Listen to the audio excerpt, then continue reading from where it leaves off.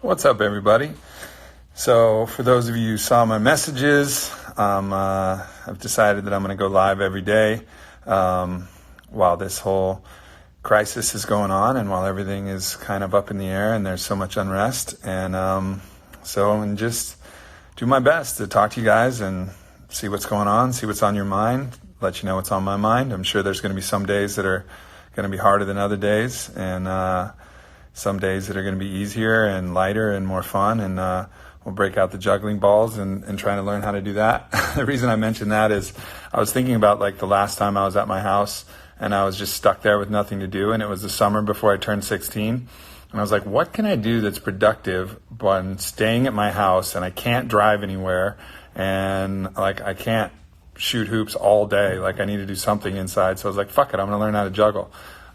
So yeah, that was one of the things that I did, and I'm glad that I did. I've been able to just do that for fun. And then I remember one time I went to a children's hospital, and then it was hard to get the kids to smile, and I picked up a bunch of different things and started juggling, and I was like, oh man, this is fucking cool. It's cool to be able to have something like that. So there'll be all kinds of things we'll do. Maybe you guys will hear my very amateur flute playing or whatever, and sometimes I'll call people and we'll figure it out.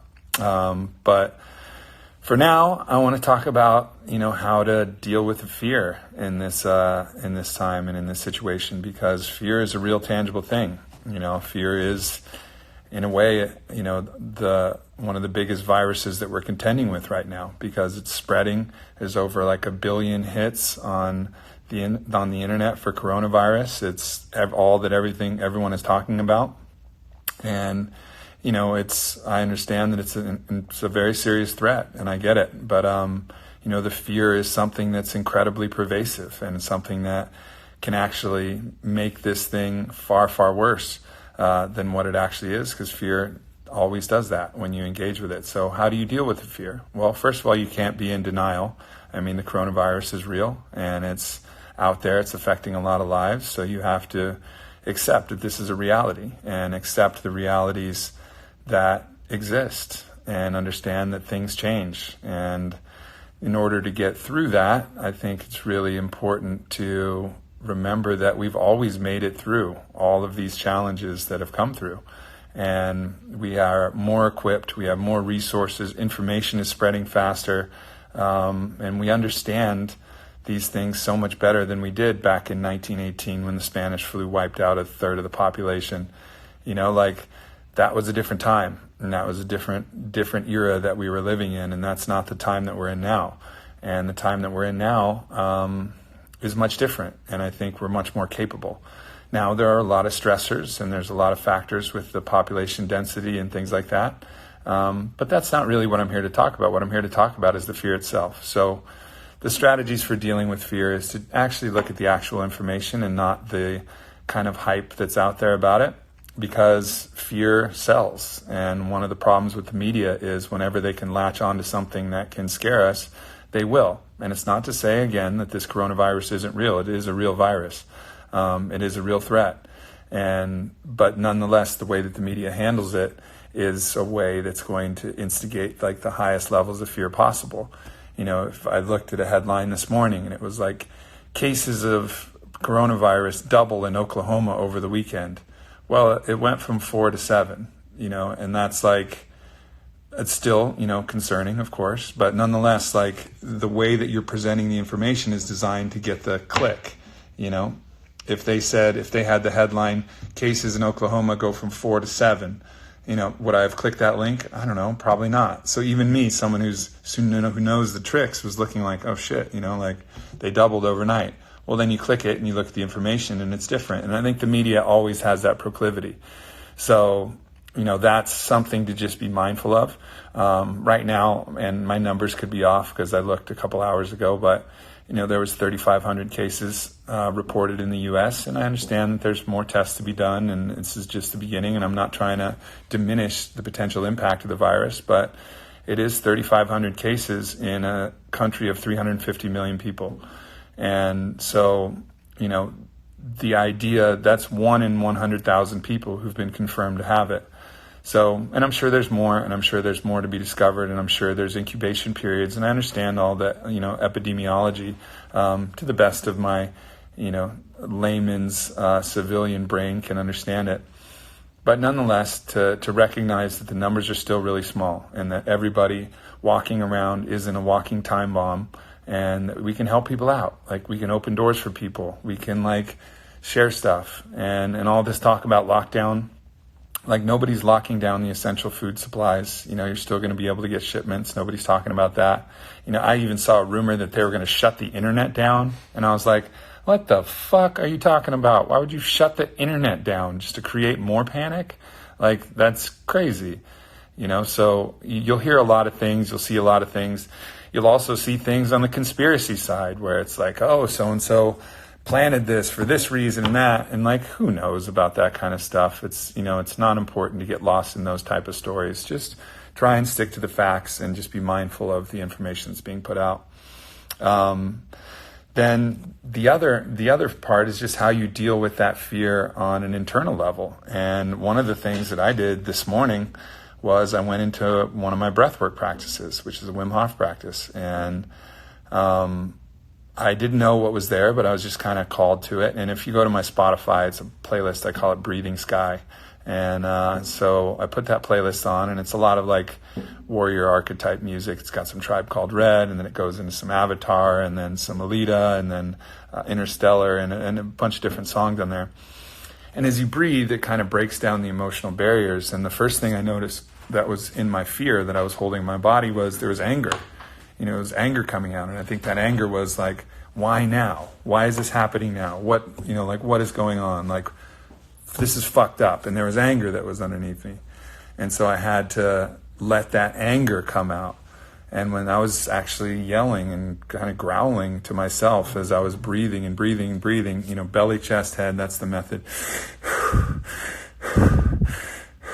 And just kept that going.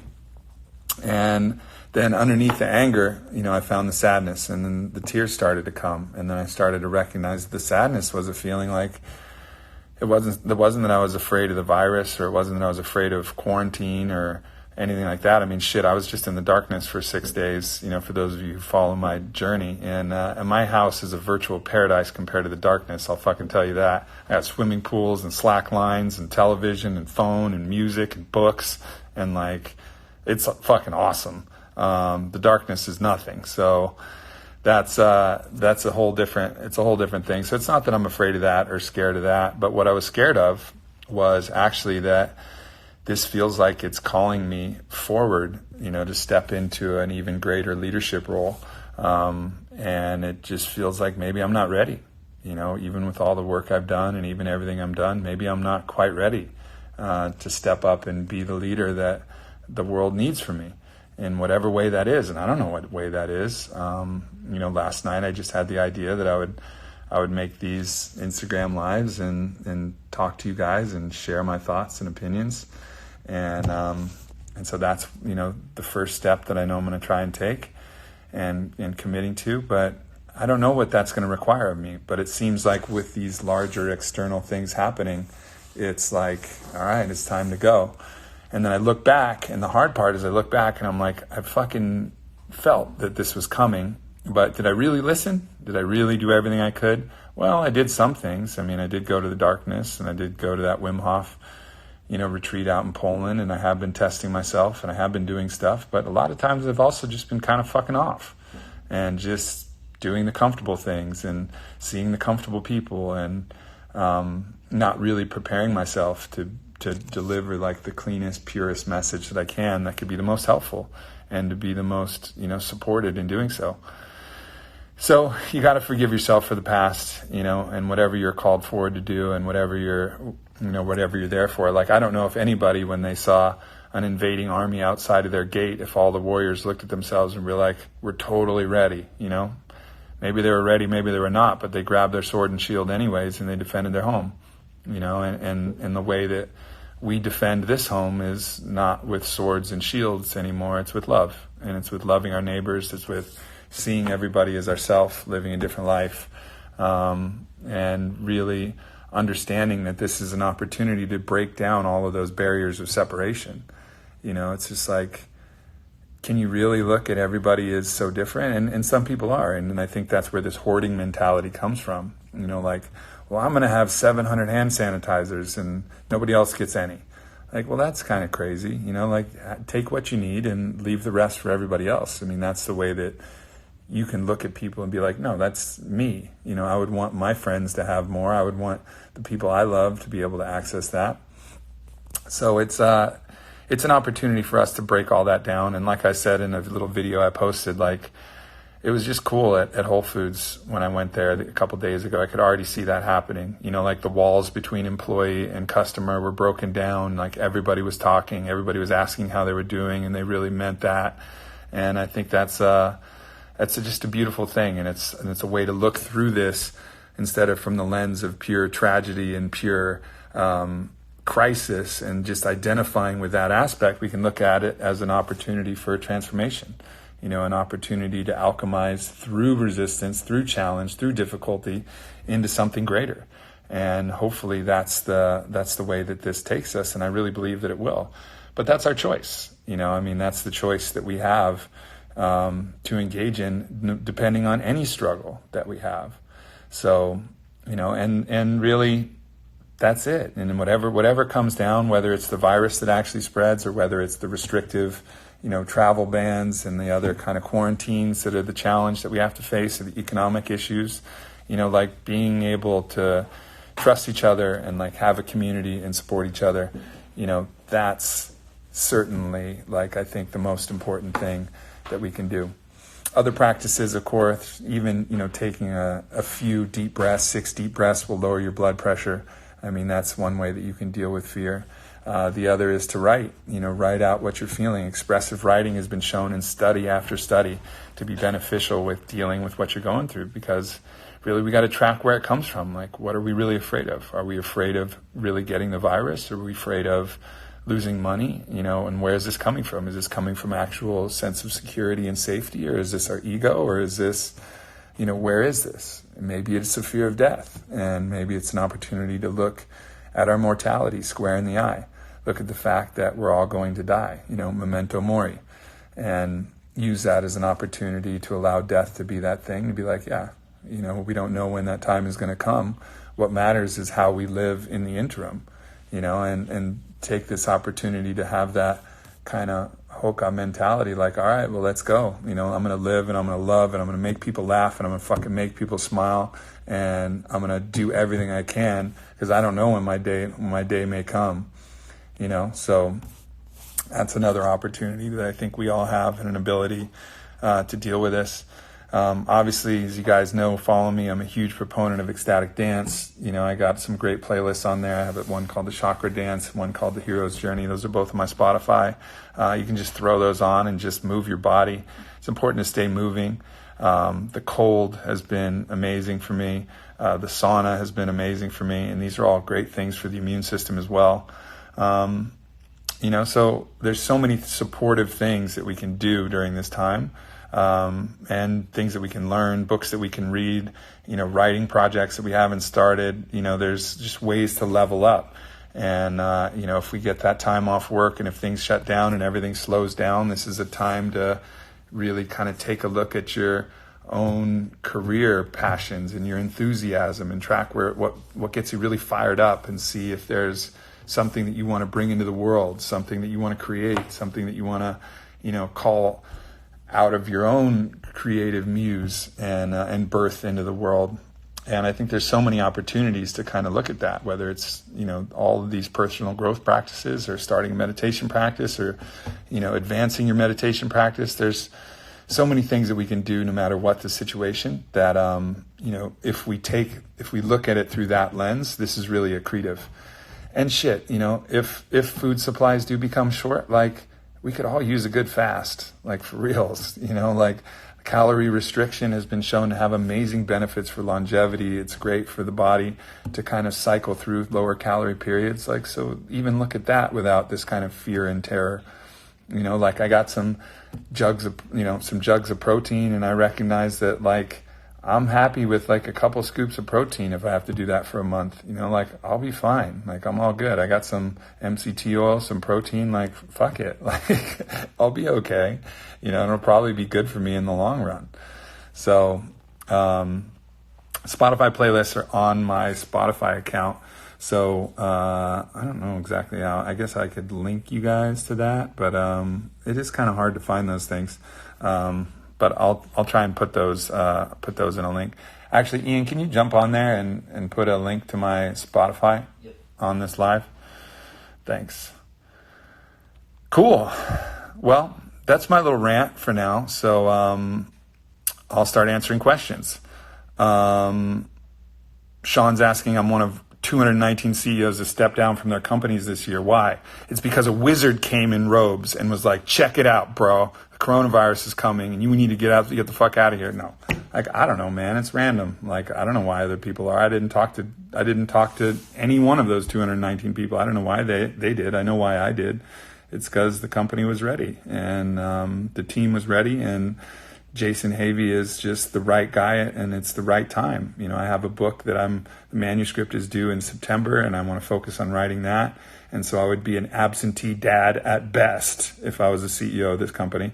So, this is just the best time for that, and utilizes my skills to the best of my ability to be able to serve the world and do what I'm really passionate about. Not that I'm still not passionate about on it. Of course I am. I'm in on it right now, and I love it. It's a part of me, and it's going to be a part of me forever. But, I love writing, and I love podcasting, and I love doing all the other things that I'm doing. Cool. Oh yeah, my necklace. This is the necklace that I wore in the darkness. I never really wear it out, but it kept me company in those long dark days. So I decided I'd bring it out there. Thanks, fam. Thanks for everybody. Let's see, cold showers. You can't live on protein powder for a year. I don't know. I don't know if that's a fact. You probably want some other stuff. You definitely need some sea salt in there for sure. You definitely want some fats in there for sure. But I'm not convinced that you couldn't actually live on protein powder for a year. But maybe you're right. I wouldn't want to. I don't think this is going to last a year. This is going to last a year. That would be pretty fucking gnarly. But that's not going to happen. There's food supplies that are going to be open. So, how do you deal with fear and getting hurt in a relationship? Well, that's the thing. We can always hypothesize these fears that may happen, and these fears that could happen, and then we live these fears, and then we in a way manifest these fears, because a fear is a belief in something bad happening.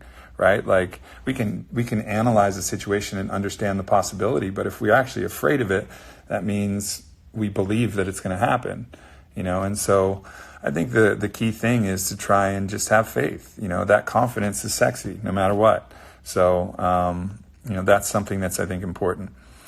When will we see that post-darkness retreat footage? I don't know. We got Wyatt here in the room right now. He's working on it. It's going to be like full documentary style. So it's going to be pretty rad. Advice for those in live events, gatherings whose income impacted by the shutdowns. I think this is something that you're going to have to weather the storm. And I think when people come out of this, I think they're going to be craving community even more. So, there's going to be a natural rebound effect for those of you in those businesses. And people are going to really appreciate the ability to go to restaurants and gather and meet with people and hug everybody. So, I think just do your best to hold down the fort and weather the storm, and trust that there's going to be a natural rebound. Book recommendations for staying home. Man, I got so many good books. But if you want some like fun books to read, I would read Patrick Rothfuss. He wrote a book called Name of the Wind and A Wise Man's Fear, and they're so good. They're like long books, and they're like amazingly written, and they're just a true pleasure to read. Obviously, there's a lot of really great spiritual books and other things. I'm re-listening to Paul Selig's Beyond the Known Realization and really enjoying that. There's some other great books. Boyd Vardy, A Lion Tracker's Guide to Life. That's great on audiobook. Lots of good things like that. But I would definitely recommend Rothfuss because it's just so fun. My favorite form of self-love is basically what I talked about in the Kamal Ravikant podcast. It's a practice. So, check out that podcast with Kamal, or check out his book, Love Yourself Like Your Life Depends on It.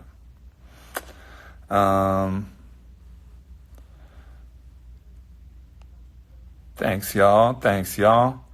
What about touch? Being in physical community boosts the immune system. Yeah, it does. And I think we really have to weigh that. And, obviously I was just here with Kyle, and we're sitting on the couch next to each other and hanging out and hugging each other. I mean, I really think that people without compromised immune systems, and I think it's all a personal choice, but there's certain ways in which social distancing is important. And then in certain people in your life that there should be a collapse of that distancing, and you should spend more time, being close, and I think that can include anybody. It can include parents, or it can include friends, or it can include lovers, or whoever. So, yeah, I think that's important to continue that for sure. And your pets too. The pets have been shown, actually, when you hold pets and look at their eyes, it actually increases oxytocin as well.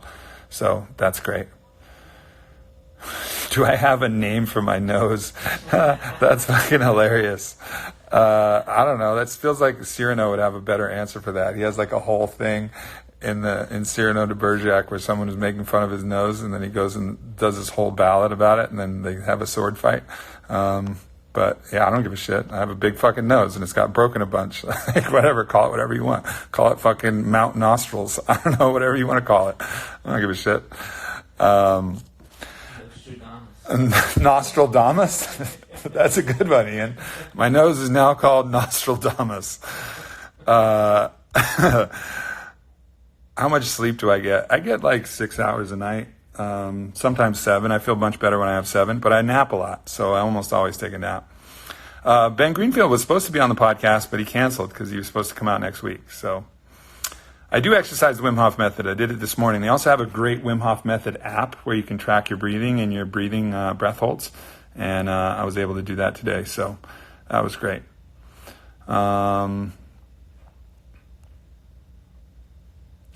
Let's see. How do you get out of fight or flight response when you're caught by one? Well, I think a big thing is to become, aware of the fight or flight response itself. Like, become aware of the one who is fighting or fleeing, and that's taking the observer, becoming the witness. It's what all the Buddhist teachings talk about, or Sam Harris talks about, or any spiritual teacher talks about, is just identifying as that form of consciousness that can watch yourself. And when you watch yourself, at that point, you can look and say, like, instead of just being angry or being scared, you can say, look, the Aubrey is angry, or the Aubrey is scared. And from that point, you have some agency, and you can start to make some decisions. And I think that's really important, to be able to have that degree of separation. Like Einstein said, you can't solve a problem at the same level it was created. It's hard to solve the issues of the mind if you don't have the purview of something that is watching the mind. And that's who you really are. You're the witness of the mind. So,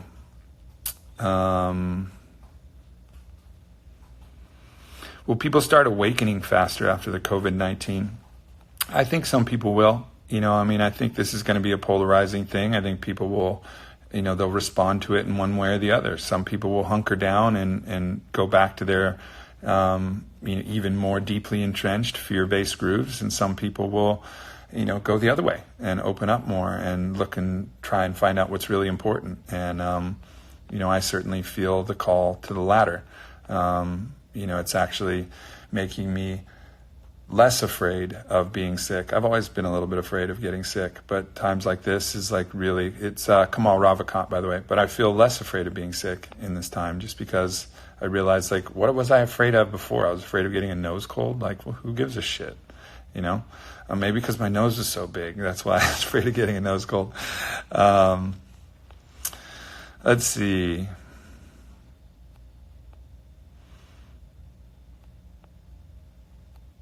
How do I get into my flow for writing? It's interesting. Sometimes it comes, and it comes like a breeze on the wind, and you just have to listen and smell it, and then just get down and write wherever you are when that happens. And sometimes you just have to have the diligence to sit there and write garbage for an hour until the flow starts. It's like starting an engine of an old car. You got to warm it up.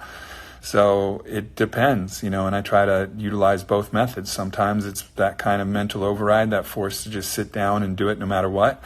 And sometimes it's, it just comes and I have an idea and then I just get up and make it happen. So is anything going to change with On It, the new CEO? Very little, very little. I mean, he's got, we're very aligned in the way that we look at the world and the way that we do things. And I'm still in all the product development meetings. So, I think it's nothing going to be bigger than better.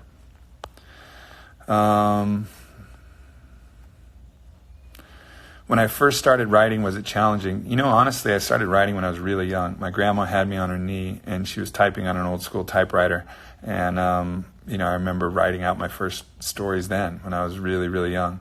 So writing hasn't been hard to me, but writing a book is hard, just because of the consistency that's required. And I had my entire weekend to myself this weekend, and I did absolutely everything other than write my book for the first 2.5 days. And then finally, the last 7 hours, I got in and started working on my book. So I understand that there's resistance. That's absolutely a part of it. And it's just something that you have to deal with it. How do you stay positive when you're around negative people for too long? Well, try to change the fact of being around negative people. See if you can change your environment for sure.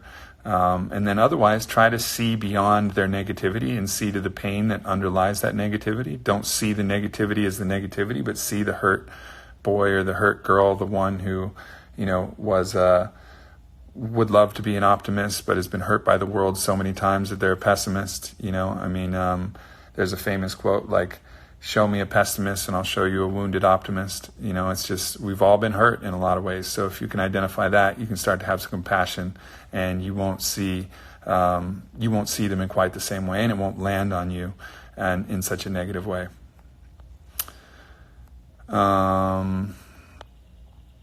My morning routine that's in my book, Own the Day, my friend.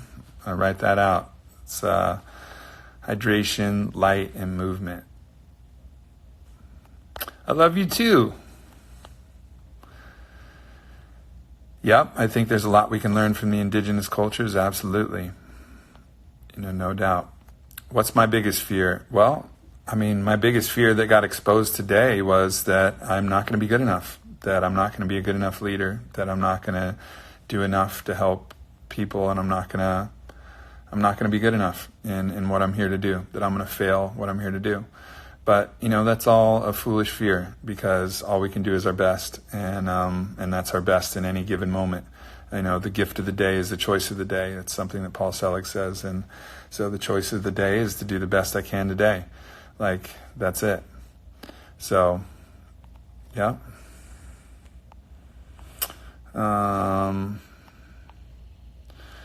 Is MMA taking over boxing? I don't know. Gypsy King looked fucking amazing. I think he's the most charismatic guy I've seen in a long time.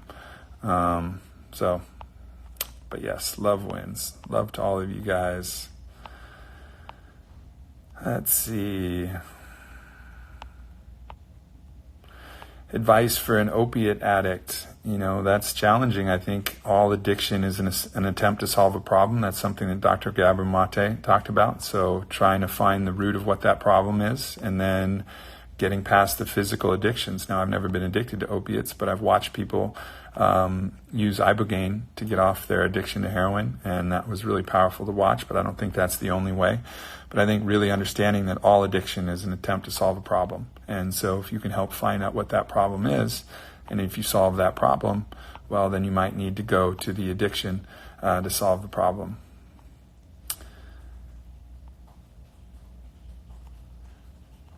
How do I fight my urge to overeat when I'm trying to maintain a caloric deficit? So the idea behind caloric deficit is that that actually facilitates weight loss, but I think it's more important to look at your different macronutrient ratios. And if you're going tilting more towards the ketogenic ratios, so much higher fat, and still having a good amount of healthy protein and fiber, but really cutting out the carbs, you can really eat quite a lot. And fat is incredibly satiating, so is protein.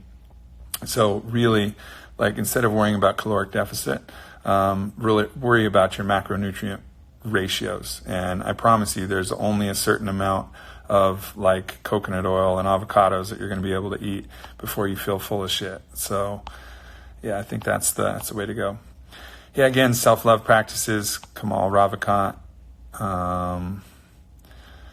What advice would I give female entrepreneurs? I think really just keep going. It's the same advice I'd give every entrepreneur. Keep going, have courage. Don't worry about it, what anybody says. Just fucking keep going. Can I find 5 examples of when I was enough? Sure I can. I think that was from one of the FFS members, and Savannah. And I think a lot of the times I've shown up in FFS have been enough. I've really been able to get out of my way and serve in the best way that I could. So, kratom is great for opioid addiction. It is, and I think it's a good off ramp. I think you can also get addicted to kratom though. But yeah, for sure, it's a better off ramp. So I think that's a good idea.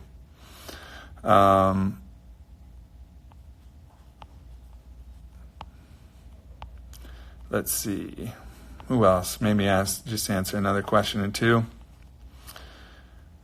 How do you beat self-doubt? You don't beat it.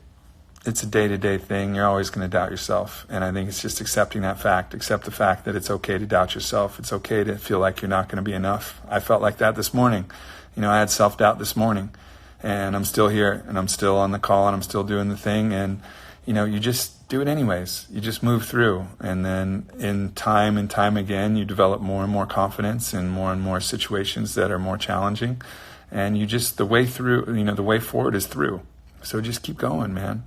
Just keep going and do your best to love yourself and trust yourself and forgive yourself. And that's the best you can do. Have I ever tried Bufo? I have. It's incredibly powerful. It's basically like a rocket ship straight to source or unicity or everything, whatever you want to call it. Have I fallen down before? All the time, physically and metaphorically, for sure. Well, everybody, I think that's it. What's my daily or life goal? My life goal is to, help the world as best I can through all of the challenges and be the one who enjoys the second half of his life the most. That's it. I really want to really be the one who enjoys the second half of my life the most. And however that might be, I know I get an incredible amount of joy through service. I get an incredible amount of joy through being with friends and community and through love. I saw somebody ask about polyamory. I think my experiments in polyamory are over. It's been a great learning experience, but there's a lot of challenge in that. And there's some fun too, but I've talked about that a lot. I think this life will take its own course, and I'm just trying to really enjoy and share and live it the fullest and best that I can. So anyways, everybody, I'll be back every day. Thanks for showing up, y'all. I love you guys, and we'll keep coming up with cool things to talk about. All right. Much love, fam.